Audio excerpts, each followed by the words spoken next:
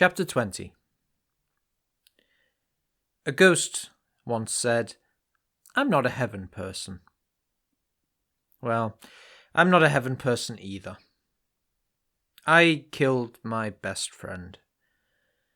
I saw the front of his head burst out. I saw the bright green eyes shredded by splintering skull as it threw his brain over the room. There was nothing heroic about it, no big climax, no romantic clash of the titanic forces of good and evil with a cast of thousands. G and I tracked him down, hounded him through Dreamland and the city, and backed him into a corner in Turn neighborhood. Rafe tried to flip back, tried to tear his way back into Dreamland, but I held him fast, and I was stronger then, much stronger. That was back in the good old days when I was still me occasionally, when I was still more or less awake. I pushed him down onto his knees and he didn't plead, he didn't ask for mercy. He just stared up at me with chips of green ice as G took out his gun and held it against his skull. Then G pulled the trigger and spread Rafe's face over 3 square yards of rotting concrete in a dark room that smelled of shit. Of course, we were now in the town. The dusty ghost town. G and I stood in the middle of the deserted square, bathed in the weak afternoon sun. Wind howled through a broken door and tumbleweed strolled listlessly past our feet. The sun glinted off broken panes in the windows of the buildings around the sides, and out of sight beyond the remains of the town was the desert. "Here again," said G. Here again, after 8 years. 8 years which have not made either of us any older. 8 years in which we changed but stayed the same. We turned at the sound of a crack, but it was only a shutter falling open in the wind and smacking against the wall. If we stayed still, if we just stood there in the middle of the old square, nothing would happen. We had to walk towards it. This was our doing, and we had to do it again. I looked at G, and he knew it too. He was not a strong dreamer before someone came to stay in his dreams, but he understands. We could just stand there, feeling young, feeling as if the years had not passed, and the square would stay as it was, trapped in a golden moment. I felt my neck twitch and held it firm, willing myself to keep it together.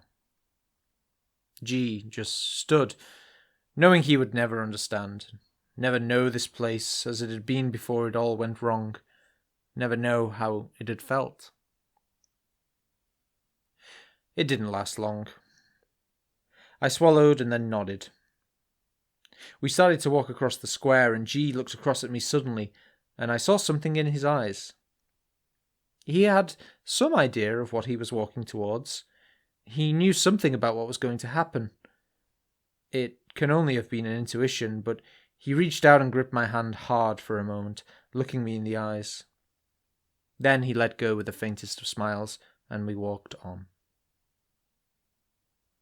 The wind picked up as we walked, and the dust began to swirl around our feet, whirling up until we could no longer see the sun, until the sky began to darken with it. We couldn't see the corner of the square we were heading towards anymore, but that wasn't important because it was not the corner that mattered. The walk we were on was not in space. It wouldn't even all be in Dreamland. The darkness grew, and while the whirling dust still dulled the light, now it was moonlight, shining in the afternoon.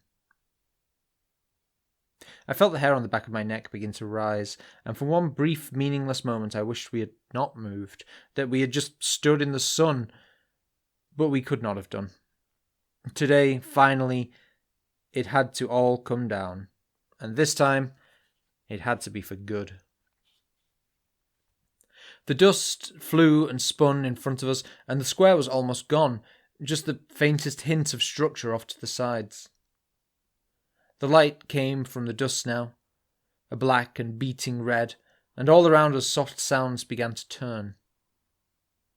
I could feel the tension rising off G. I knew that he would not stand this for much longer.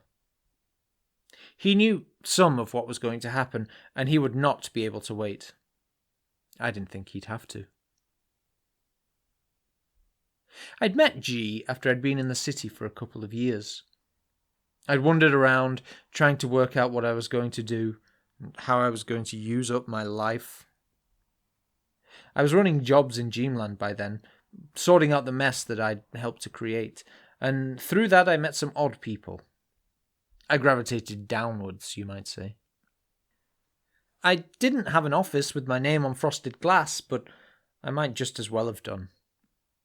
I was a moron. I've always been a moron, but I was at my worst then. I'd found what I'd wanted and then been left high and dry by it, and I had no reserves of character to fall back upon. I was just a hurt little boy. I was wandering around looking for more excuses to feel sorry for myself. If you know someone well, you learn to hate them, and I knew myself far too well. I'd looked inside and pulled myself apart, and then run hunting through the shreds, hoping to find something left in there that I could hold on to. But there was nothing. I wasn't there anymore. All that was left was memories, and the space between them was filled with bitter sludge. I used to hope to God that I would take some little job, some normal thing, and then find myself in a back room one day, outmanned and outgunned, and that I'd feel my face smash apart as someone put me down, not knowing what I was and not caring. That was all I wanted for such a long time, just for someone to hurt me. I used to fantasize about it, about cutting myself or being smashed up. And then I stopped, because I didn't care about anything enough even to hate myself that much. All I had to make me feel good in those days was what Rafe was doing, because he was the designated bad guy. With him around, I could pretend to myself that I was on the right side, that I could magic up a white charger to ride on. Everybody needs to be a hero in their own life. Everybody needs to be the good guy, however many lies that takes. And the truth is, you just do what you want to do. You protect yourself, and you kill the people who try to screw up the things that you want. I never said that I was the good guy. There are no good guys. It was just bad luck for G that I was working with him when it all hit crisis point, when Rafe decided to try to tear down the veils. Rafe stirred him up really badly, and so G had to be on my side, had to help me if he wanted to live. I saved G's life, and he saved mine, and now Rafe wanted them both. As we walked, I heard a car starting in the distance, a dog barking, and the sound of a bottle smashing. All meaningless. All just fragments, like the sound of boots on stones. We heard a wet sound and looked to the side. A man with green eyeshadow and blue lipstick was squatting by the remains of a body, chewing, his jaws clamping up and down. "A something?" asked G. "Yeah," I said.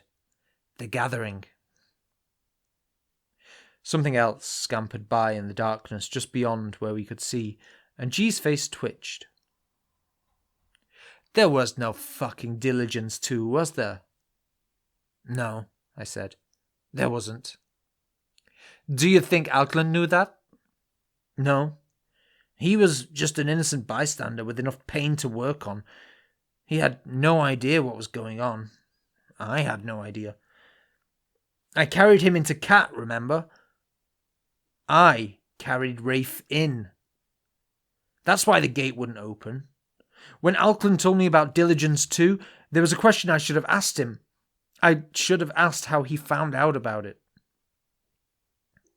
"Why didn't Rafe come out before? I mean, if he's been in Alkland for weeks, why didn't he come out and get you immediately?" "I don't think he has been. I think he went in just long enough to plant the Diligence 2 idea and to push Alkland out as bait. And then, I think he got back in when Alkland was stranded in Dreamland by himself. Why he waited then, I don't know. Maybe he wasn't strong enough. Maybe he wanted you and me together. I just don't know, G. What happened in the hotel room back there? That was a something. It must have been. In the city? How the fuck did it get there? I don't know, Rafe. I guess that was what he was trying to do last time. Remember? Tear down the wall. Where's he now? Gee, I really don't... Suddenly, everything was noise. A smashing, screaming explosion of sound. The darkness disappeared instantly in a blaze of cruel red light. Hundreds of faces surrounded us, layer on layer in a circle 40 yards across, and every face was an identical wide-mouthed scream of recrimination. For a stroboscopic flash of image and sound, these faces towered over us in shrieking misery, and then we were in dark silence again. Shit, said G shakily, and I had to agree. We walked on more slowly for a moment, and then the light crashed on again, and the screams poured down, louder, more terrible. Then they disappeared. We glanced nervously around us in the darkness, and then, just as we were about to step forward, the light belted on again, and this time the shriek was louder still, clubbing down into our skulls like fists of ice. Blood splattered out of G's nose and down onto the flagstones. Dark silence snapped down again, but we barely had time to move before the faces were back. The stroboscope quickened, crashing on and off, surrounding us with darkness and nightmare, flashing quicker and quicker until it was a perpetual flicker of sound and fury. As the flickers got closer and closer to each other, my own nose went, and blood flooded down my shirt, and we clamped our hands to our ears even though we knew that it would make no difference. Still, the stroboscope quickened until it was more light than dark, and as we bent under the weight of noise and pain, it became possible to see beyond the ring of faces, to see that tall, dark towers loomed behind them. The towers were faceless and featureless, and stood in front of a sky that was swirling black, a sky that didn't stay behind the buildings but whirled and ran in front like shadows out of huge corners. As the flickers got brighter, the ring of faces started to glide in towards us, and all the light was in them, a sickly red glow strung with threads of sallow yellow. Beyond was murky rich twilight, a twilight that ran with oily colours and spiralled up to join with the sky. It was Turn. It was Turn neighbourhood in a nightmare, and as we staggered and flailed, I tried to push G down so that he wouldn't see. The circle got smaller, and the faces came closer, and every set of eyes was one that I knew. Zenda's were there, and Shelby's, and my father and mother's, and they flicked from one interchangeable empty face to the other, stretched out of shape by the skin-tearing violence of the shrieks. Suddenly, there was a baby on the floor. It didn't have a lower jaw. Its face was running with brown sores, and blood dripped out of its mouth onto the stones as it crawled towards us, leaving stains of falling flesh smeared in its wake. G and I shouted helplessly, ripping shrieks of horror that were almost in time with the flashing of the light. Unthinking, uncontrollable screams. Bodies without minds beating out a metronomic beat of helpless terror. The top of the baby's jaw caved in and dropped out as it reached for G's hand, and he leapt to his feet away from it in a muscle spasm his mind had no part in. We didn't really know each other were even there by then. Perceived each other only as a shape that shared this darkness. G's eyes flicked unseeingly past mine and up into the sky, and his mouth widened in a howl as he saw where he was. He howled again, and the tendons in his neck tightened to snapping point as every muscle in his body clamped at once, as his body tried to run in every single direction at the same time. His face whipped past mine again, and he had no idea who I was. None at all. He lurched forward towards the wall of faces, and his foot crashed through the baby's back, punched through with his weight. He struck out blindly at the faces, and they split on his hands, iridescent muck slipping out from under their smooth skins. G charged through the curtain, and as he raised his foot again to run, the baby went with it, impaled by his leg, caught on his foot.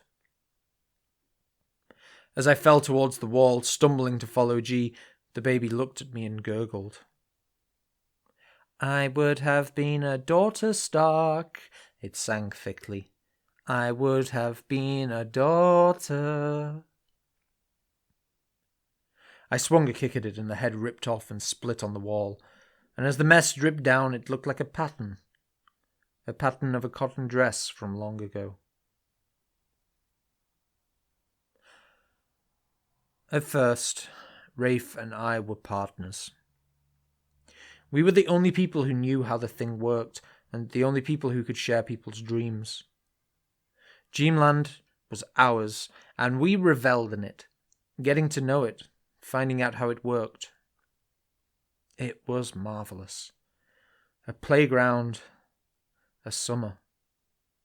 We were young again, and we remembered how it felt, basked again in the kind of suns that you used to know when tomorrow was just a more exciting version of today, when summers seemed to last forever. Until we found our way out of it. We didn't really know what it was, of course. It seemed like a dream world, and it worked like one, but we didn't really know. Then Rafe found that we could punch through the wall. It was always Rafe who found out things, apart from the very first time. He led and I followed, as I always did. When I remember Rafe from those days, I remember his back and the panting of my breath as I tried to keep up with him. As time went on, I spent more of my time in the city. I'd run on wild empty for too long, and I'd burnt myself out. I needed a base. I needed some sort of structure. I couldn't get it from home anymore. I knew that by then, but I needed it from somewhere. And I think that's when Rafe started to go off me, when I turned my back on everything that we'd found, when I lost my courage, lost my need for adventure at all costs. And then I met Zenda. And I lost her. I never had her, in fact, and it was that which made me realize that I was still the same person inside. That fleeing and finding had not changed me at all. And that hurt me. That hurt me so badly. She was all I had ever wanted, and I never reached out and tried to have it. I never let her see what I felt, except once. I suppose she was sad. After a while, she stopped standing beside me and stopped wondering if we were supposed to be looking forward together. She turned to the side and carried on with her life. She got on, moved herself forward, but not away, and left me standing in the coffin that I'd built for myself. To have come all this way and to have stayed in the same place was more than I could take, and when I learned what Rafe had to tell me, I snapped. All I had done was shred myself up, to cut myself off at the roots. There was nothing coming up anymore, and all I discovered was how long a tree can look strong after it's dead and dried inside. Rafe, meanwhile, had progressed. He wasn't the same person, hadn't hung around. He'd gone on, changed like everyone does, everyone except me. And when I looked at him, I found that I didn't even know him anymore. Didn't know the only person in the world who knew who I was. I don't know what his motivations were then. I didn't see him often enough, and after a while we only saw each other in dreams. By then it had all fallen apart, and we hated each other so badly that we almost ripped the world apart in our need to kill each other. I swear, I thought that I was the one who was in the right, and I still believe it. But it's so difficult to tell. And when it came right down to it, who was right wasn't the issue. We'd changed Dreamland, and Dreamland had changed us. I killed Rafe to save Dreamland, to save the memory of childhood's past. I also killed him because I wanted him to be dead. But we were strong dreamers, Rafe and I, and so I guess I didn't kill him at all. He was always faster than me, always one step ahead, and even now he still was. There I was, padding around the city like some poor man's Philip Marlowe, trying to be hip, trying to be funny, trying to be something, anything, and he just played me along like a fool. Yeah, pick someone from the centre so that Zender gets involved and calls Stark in. Yeah, say there's a threat to Ideal so he'll go all the way. Yeah, give Alkland nightmares so Stark sets himself up to remember things that he would die to forget. Stark won't notice. He's too fucking stupid. And why was he able to do all of this? Because I let him. I fell on my face almost as soon as I got out of the circle, cracking my cheek on the hot cobblestones. The baby on G's foot was still trying to sing at me, even though it had no head, and the rasping buzz of its breath amplified the rushing in my ears. I scrabbled up onto my feet and followed G, shouting at him, screaming at him to stop, but he couldn't hear me, and probably didn't even remember I was there. I ran slithering down the road, slipping on the oily stone, only really following the sound of footsteps. The air was too thick for me to see through it anymore, thick with rotten green. It was also hot, far hotter than it is in turn, and as I ran it coagulated slowly, slipped into shapes that buffeted me, thickened until I was pushing through a loose mountain of meat that moved and flexed and smothered. It was like trying to run through a sea of dismembered arms in the dark, through arms and legs that filled every inch around me and slipped and squirted as I fell forward through them. I couldn't hear anything, and all I could see was black-green, as if my eyes were shut. But I pushed, and I ran to be with G, though in a sense I was with him already. I smacked up against something very hard and realized it was a wall. Groping to either side, I found a door and yanked it open against the weight of the falling air. I ran through the doorway and tripped again, fell onto some stairs. I crawled up them as quickly as I could, feeling as if part of my mind had been nailed to the bottom and the flesh was pulled with every yard that I made. It pulled like tendons, hard, taut, and ready to tear. At the top, I got to my feet again and padded down greasy flagstones. The treacly air was getting hotter and hotter as I caught up with G. He was still yards ahead, but I could feel him pulling. I could sense that all of Dreamland was funneling into the rotted corridor of this dead building. It pushed me forward, and I fell with it. Every step like the news that someone you love has died. Every breath a moment where the world shoves a hot iron in your face. I heard a cry and pushed even harder through the greased slickness of the air that was now flesh. I had no sense of time, no idea of space. I could have pushed for minutes or for hours. I could have pushed for years. And then, suddenly, I crunched into something hard again. I felt around for a door but couldn't find one. Could only feel the rough grooves of stone. I pulled my head back and looked up. A few yards above me, the baby's windpipe rattled and buzzed, and then it smacked down into the wall. Except it wasn't a wall, it was the floor, and G was crawling just in front of me, crawling towards something that howled in the corner of the room. I broke my nails on the grooves between the flagstones as I pulled myself after him. There was no question of standing up, none at all. Even pulling forward was like pushing your head through rock. I felt a warm, dry hand on mine, and pulled my hand back with a howl before I even recognized the feeling. As I stared at the muck on my fingers, I knew I'd felt a father's hand, and as I smelt the stink from the smear I was crawling through, I knew what it had to be, and I knew where I was. I'd been here once before, and I'd been able to pull G back, but I'd been stronger then. "G, no!" I screamed. I flicked the decayed flesh off my hand and bent my back up against the weight in my head. I couldn't get up, but I moved slightly quicker, quick enough to see G hauling himself to his knees at the feet of a woman. She had long black hair like a flood, and vibrated with something curdled, and her eyes were black too, because her head was full of spiders.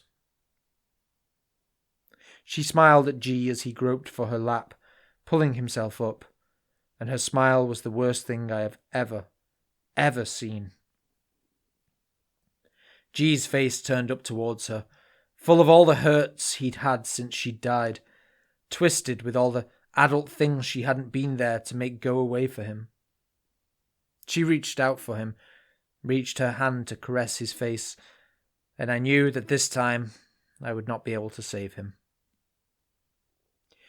Because instead of stroking, she ran her nails across his cheekbones near the eyes, scratching, cutting. And when the cuts were deep enough, she pushed her fingers deep into them, rubbing them up against the bone and tearing the skin as she pushed. G screamed, but he didn't try to get away. He didn't want to escape. He wanted to be with his mother. When her fingers were pushed in deeply enough, she jerked to her feet, legs planted sturdily apart, and then she twisted and pulled, and G's head broke off his body, trailing his neck like the root of a tooth. As she raised it above her head and then hurled it towards the floor, his lips were still moving, and the last thing he shrieked was to me. "You did this, Stark! You did this!" It split open on the floor in front of me, and suddenly I could stand. I could stand because finally I understood. It wasn't G talking, but he was right. I'd done this. I'd done it all. I ran for G's mother and threw myself at her. She disappeared before I got there, and I tripped over G's body and fell sprawling. As I tumbled, I saw a flick of black, the black of a coat that I used to follow, the coat of a man who was always there in front of me.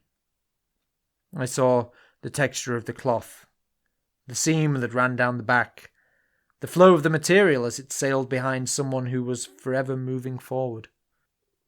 I heard his breath and the sound of his boots on stone, and I remembered how then it had been a heroic sound, back when we had both been heroes, back when we had been friends. And I remembered how I had loved that sound, that coat, and the last of the sludge drained out of me into the air, and then all that was left was memory. Chapter 21. I met Robert Arfeld when I was 8. By then, Stark's Books was doing well, flourishing in the quiet way that my father wanted, and we'd moved into a detached house in suburbia. I was a quiet boy, serious and bookish, someone who could be relied upon to keep his room tidy and be polite to visitors. By the time Rafe joined the school, I'd settled into my own little life there. I was the quiet one, the one who worked hard. That was all most of them saw, and few of them wanted to know any more. Rafe was very different. Rafe was the bad boy, the one who always seemed to be standing out in the corridor, the boy who couldn't seem to make it through a lesson without saying something the teacher would take exception to. He wasn't stupid, just restless, but schools don't like restless children. We became friends by chance and against the odds. I was playing marbles out in the playground with a set of acquaintances, and Rafe was in a separate game a couple of yards away. The groups were like sovereign states in the land of the playground, each denying the other's existence. I'd never spoken to Rafe then, not exchanged a single word. Although we'd been in the same class for a couple of months, our paths simply hadn't crossed. We were two bits of jetsam being carried downstream on different sides of the river. The funny thing is that, but for a bump in the playground's tarmac, we would have stayed that way, and none of this would ever have happened. I can't even remember how you play marbles now. I haven't the faintest recollection of whatever rules seemed so important then. All I remember is that a shot of mine took an odd bounce off that lump in the tarmac and careered over across the neighbouring game, scattering their marbles. I was on my feet to apologise immediately, good little boy that I was, but Rafe was having none of it. He grabbed my marble out of the confusion and hurled it through the fence. It was stupid and childish, but Rafe had had a rough few months at the school and was gravitating towards being a bad boy for life. I discovered it was an understandable impulse too, because before I knew what I was doing, I was furiously grabbing one of his marbles and hurling it out the same way. Rafe looked at me for a moment, baffled, and then he snatched a handful of the marbles from our game, and out they went. By this time, the boys we'd been playing with had scattered to a safe distance, leaving just the two of us there by the fence, alternately flinging each other's hard-won marbles out of the playground with the stern fury of gods. "What the hell do you think you're doing?" When we heard the shout, we both whirled at once to see Mr. Marchant striding towards us like an angular hurricane. Suddenly, we were just two little boys who'd been caught, and as the teacher shouted at us, demanded to know what would have happened if someone would have been walking by, we felt the hot embarrassment of the very stupid. We were marched back into the school and made to sit on the bench outside of the headmaster's office. It was there that the bond was struck. The good boy and the bad boy on the same bench for the same crime. We had nothing to say to each other, no common ground, but as we sat there, we were in it together, and Rafe smiled at me when I was called into the study. He had a good smile. After that, we nodded at each other in corridors, and in time found ourselves talking to each other. By the time we were 10, we were best friends.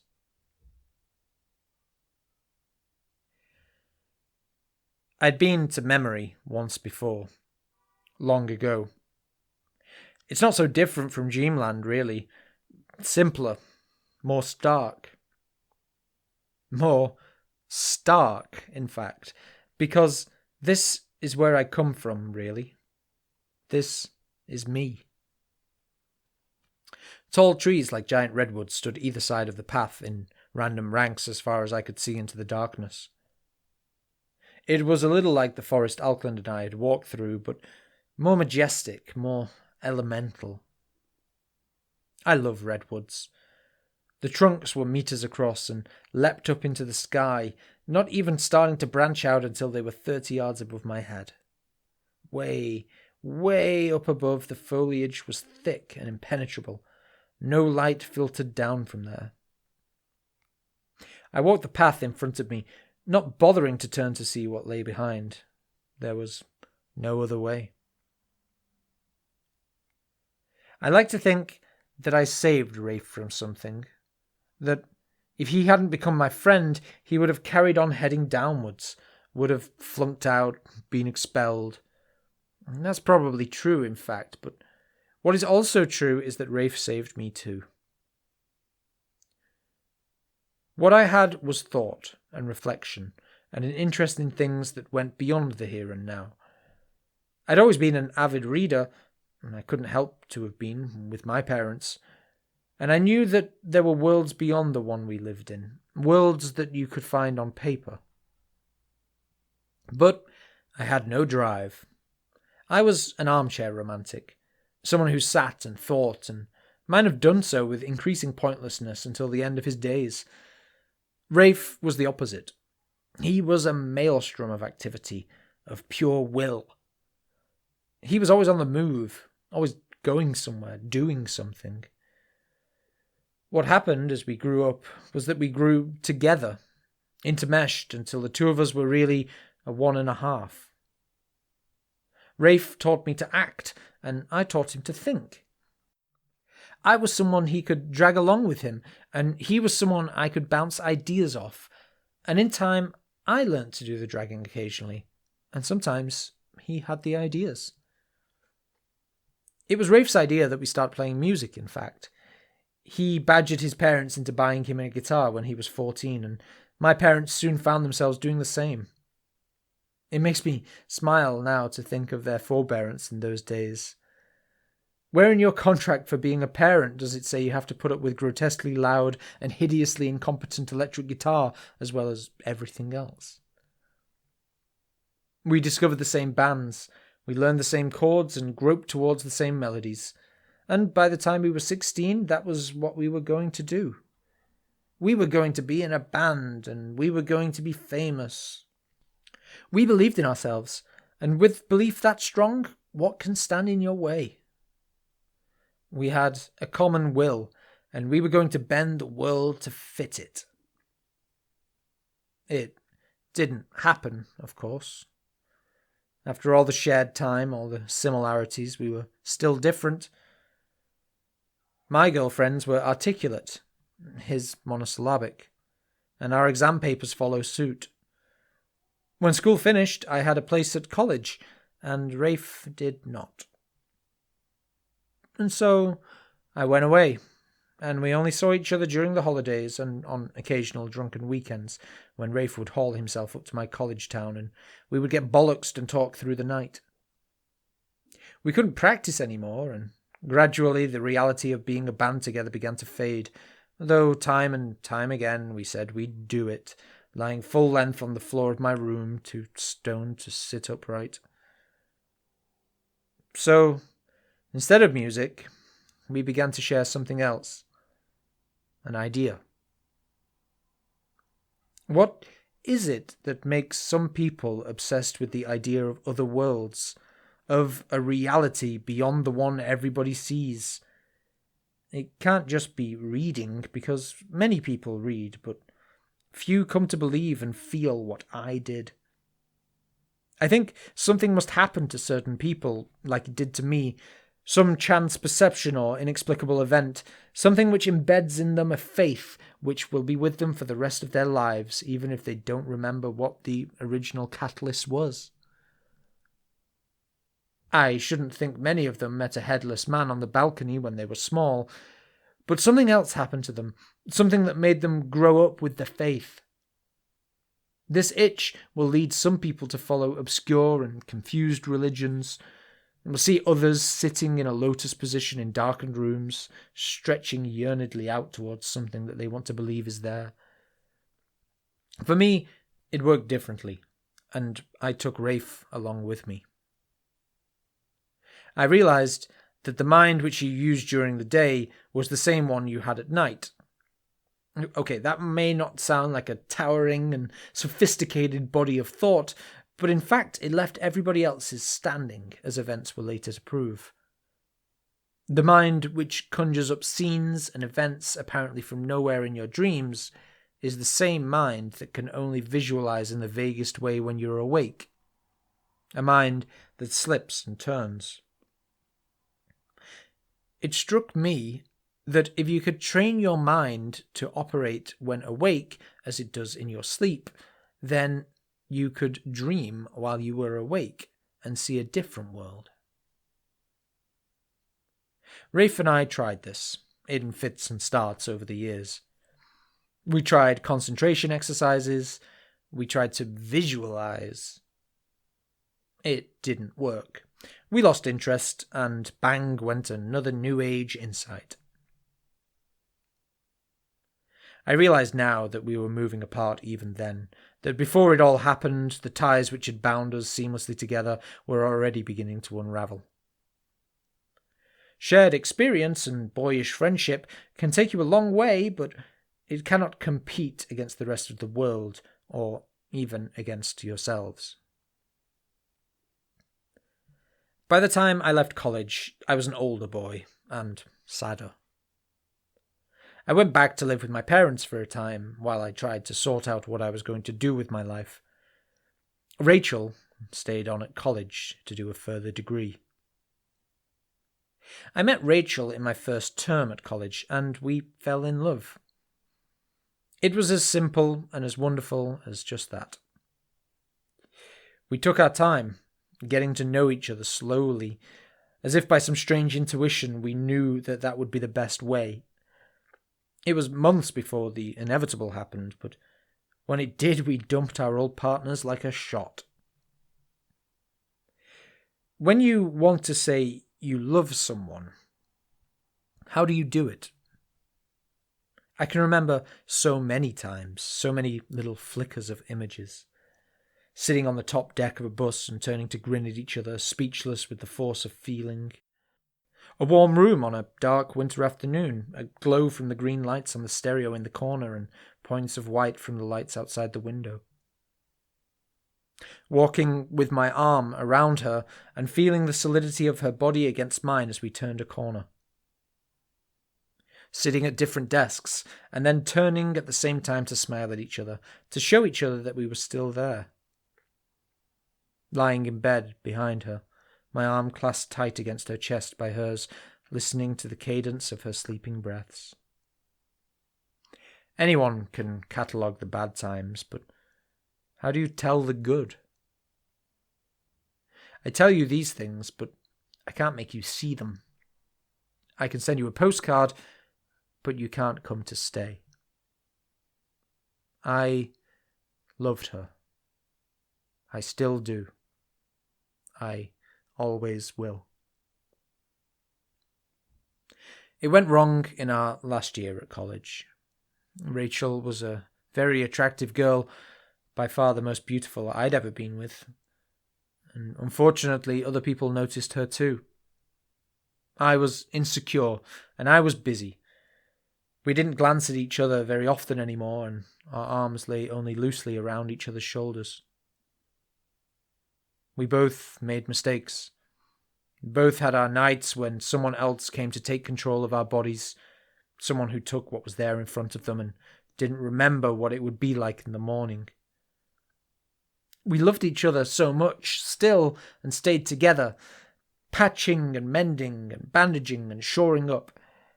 But you can't do that, not really. You can cover up the breaks with talks and promises and resolve and apologies and all the arguments and tears. But however transparent the glue is and however strong, it's still there. Underneath everything, the breakage remains. It was worse when I left. By that time, I was so insecure, so full of bitterness and distrust that I foresaw the worst in everything. I'd created my own world to live in, a world that was wallpapered with the colours of unfaithfulness and hurt. I was obsessed with Rachel by then, I think. Obsessed with our relationship. I couldn't imagine myself without her. I couldn't understand what it might be like. Whatever happened, I coped with it, tried to forgive it, tried to see the mitigating circumstances. I fought an endless, damaging battle against the inevitable, and she did too. I wasn't perfect either. And still, we stayed together, weaving our sad world, filling each other up with curdling love and tottering on the stilts of our memories. Increasingly desperately, I needed something else. I needed somewhere to go, something to believe in. I needed someone to come and whisk me off my feet, but no one could because I was far too heavy inside. I was trapped, nailed to the earth, and I knew that Rafe felt the same. No woman had hurt him or let him hurt her, but the world had. It had tried so hard to hammer him down. It had a little box waiting for him, and as everything he tried seemed to fail, he was shoehorned a little closer into his slot. I remember the times we spent together then, the dark nights spent searching for something within ourselves. Still, we talked, and still sometimes we mentioned the band which we now knew would never exist. The guitars, which were once going to be talismans of our success, now became symbols of failure. And as we realized how things were really going to be, we realized that in 20 years' time we would be clearing out our attics one day and come across them, lying dusty and forgotten under the dry years. It may sound like a little thing, and we never articulated it to each other, but knowing this was a bitter twist in our friendship, a betrayal of the dreams we'd had together. We were each other's living proof that life was not working out the way we thought it would. When you're a child, the world forbears you, allows you your flights of imagination, your feelings of specialness. But sooner or later the privileges are withdrawn, and all you're left with is just a stunned bitterness at the realization that you're just the same as everybody else. We shared a need, a rejection of everything around us. We needed a film to star in. We needed Sigourney Weavers to fight by our sides as we backed down tumbling bridges in an everlasting final reel. It was a need amplified by years of understanding, by the talk of a friendship that was pulling itself apart under the weight of disappointment. And, in the end, I think it was the need which enabled us to achieve what we'd failed to pull off before. That and something else. The watershed happened while I was on holiday, or just afterwards. A college friend of mine was getting married in New York, and I went across the Atlantic to see him off into connubial bliss. It was a good time, actually. I really let myself go, something I couldn't seem to do in England. At home, I felt forever trapped in a web of facts and ways of being, walking the same tracks and thinking the same thoughts. Endlessly patching and tearing the same love again and again and again. At the wedding, I escaped from that for a while, and despite what happened, I'm glad I did, because it was the last real time. On the way over, in the plane, I happened to look out over the ocean while waiting for one of the toilets to become free. I peered down at the sea, and I noticed that it looked almost as if it were one giant mudflat, rippled and humped, stretching out forever. I was entranced and found myself wondering what would happen if you lowered someone down on a rope towards it. Would they just fall into the sea, or would they find themselves on that plane, a land from another world? I had to call Rafe about something while I was there, and I mentioned this to him. He was interested in it, as I knew he would be. I told him when I was flying back, and he joked that he'd head for the coast and see what happened, to see if my mind could affect the world. I never thought he'd actually do it. What happened at the wedding was that I met someone who stood out, someone whom I noticed. In all the time Rachel and I had been rocking back and forth, that had never happened before. I'd slept with ghosts and phantoms, girls who passed through me without ever touching the sides, although that was my fault, not theirs. Some I'd met through a drunken collision of bodies, the kind of traumatic sexual accident that makes you wish you'd taken out some form of emotional insurance. The rest were just events waiting to happen and needing some participants, and my contribution had never been anything more than the whirling part of my soul that never knew what it wanted and let everything slip through its hands because it didn't know itself well enough to know what it should be grasping. When you don't know what you want, you clutch at everything, thinking that because it's new, it will be better, and not realizing that a nobody won't be happy with anything. But at the wedding, it was different. This time, it meant something. What happened wasn't just the invasion of my mind by whatever poltergeist it is that revels in one-night stands. It was me who did it. And it was me who found himself in a hotel room afterwards, having missed my bus, wondering what the hell I was going to do about it. Rachel and I were still together, technically. The last time we'd spoken, in fact, she'd sounded warmer towards me than in a long time. Love had sounded as if it was coming at me for once, instead of just sitting bleakly in front of me. I'd screwed it up now, and I didn't seem to have much to show for it. I had no idea what I was going to do. I went home when the wedding was over, and on the way back I went and stood by the window at the back of the plane again, and I was pleased to see that the ocean still looked the way it had on the way over. I even wondered what might happen if Rafe had gone to the coast, if we'd managed to be looking out at the water at the same time. Me from up there and him from down below.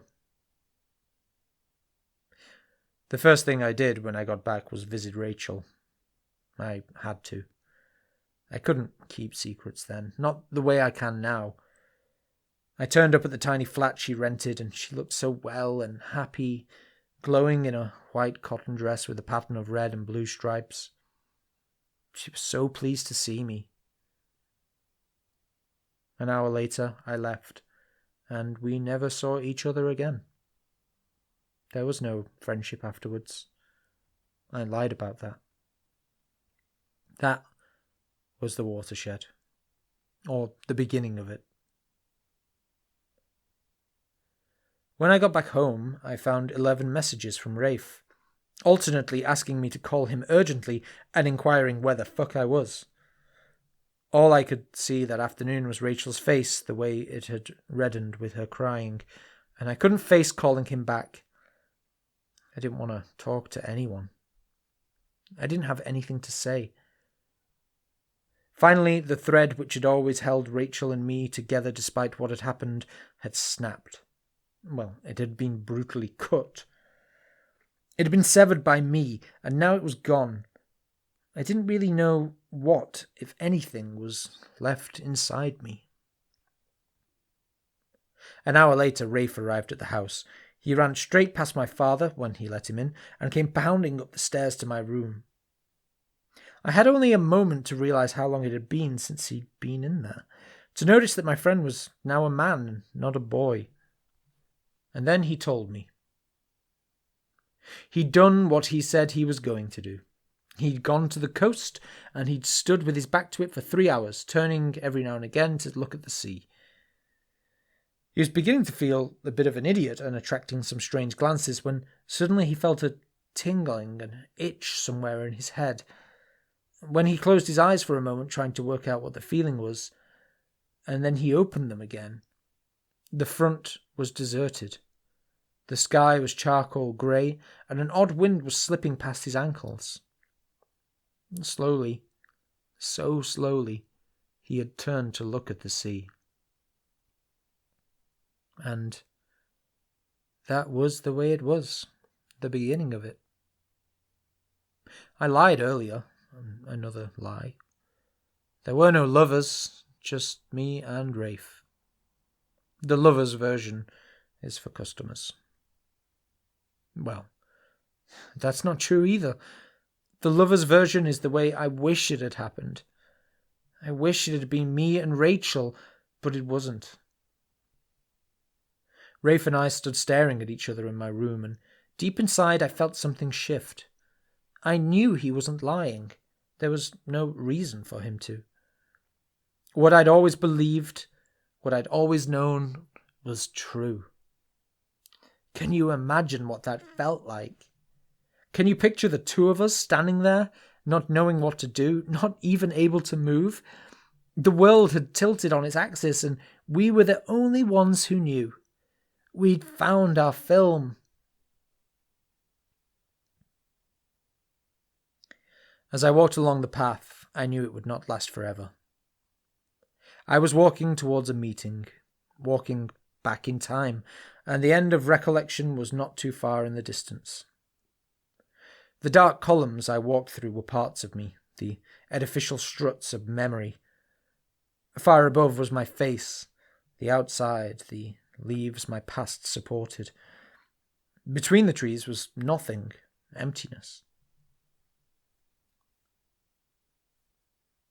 It took us a couple of days to get things together. We bought rucksacks, some food, boots for walking in, and we told our parents we were going off for a couple of days. I told mine anyway.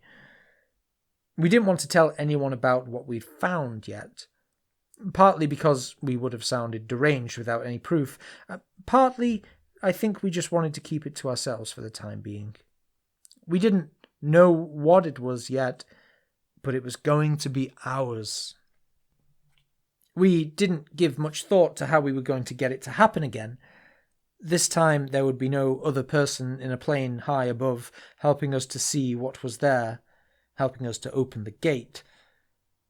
I think we believed that because the two of us knew, that would be enough. Maybe we were right. As it happened, something else took place which completed the watershed for me. Something which cut me off from what I'd been before and shoved me out into the world with a "We are closed" sign on my heart. The night before we went, I was at home, thinking about what we were trying to do and checking I'd got everything I might need, putting film in my camera. Rafe thought that it probably wouldn't come out on a camera, even if we did manage to get it to happen again, but I thought it was worth a try. The phone rang, but I didn't go for it. My parents were nearer, and hardly anyone knew I was home anyway. But then Dad called up. It was for me. It was Rachel. When I heard her voice, I was immediately flooded with a confusing mixture of emotions. With Rafe's revelation and our plans, I tried to push thoughts of Rachel to the back of my mind, and to hear her voice was to feel the opening of a container ship of worms. I wondered what she was going to say, whether she was going to go back on her request that I go to hell, and how I'd react if she did. Rachel always had that effect on me. I seemed always to be able to find another straw after the last one, even when I was the one in the wrong. She didn't go back on her request. She just asked how I was in a tight-lipped voice that made the hair on the back of my neck rise. I'd never heard her speak like that before. I said I was okay and asked the same of her. Without any lead-up, she told me that there was something I ought to know. She told me that when I'd seen her, she'd been pregnant, and that she'd now had an abortion. She left a pause, and I put the phone down. I didn't do it to be hurtful, I just couldn't hear anymore. I sat in my room and I cried. I cried until I thought my head would split. After a few hours, my parents came up to bed, and my father knocked on the door and said good night without opening it, as he usually did. If he'd waited a second longer outside, or if he'd opened the door for a change, I would have told him. I would have tried to tell him how it felt to know that the girl I'd loved for 4 years had been pregnant, and that because of something I'd done, she'd had an abortion. I would have tried to tell him that I hadn't realized until tonight that I was ready to be a father, and that I would have hoped for a daughter. Or maybe I would have told him nothing, but I would have held his warm, dry hand, and that would have been something. But he didn't. And as I heard his footsteps going down the corridor, my heart locked, and I turned to look out of the window into a night which is still there inside my head. When Rafe arrived the next morning at 10, he immediately asked me what was wrong. I didn't tell him then, but I told him later in the day when we were nearly at the coast. He seemed shocked, and that meant a lot to me. It was really good to have someone know how I felt. That day, sitting on the train heading for the coast, that was a strange day. Everything seemed like it had come to a halt, as if the chapter was finished, the whole book, in fact. I think it was my emptiness which enabled us to do what we did, but I think it changed things too. change the place we found. We were so tense, sparkling with excitement. People stared at us as we strode down from the station to the seafront. We must have stood out like actors in front of a set. We must have looked so alive. After the build-up, it was almost absurdly easy in the end. Rafe showed me where he'd stood, and we didn't know what was going to happen, but we knew it was going to be an adventure. Our adventure. We held hands and closed our eyes at 4:05 p.m. on Saturday, 19th of September, 1994.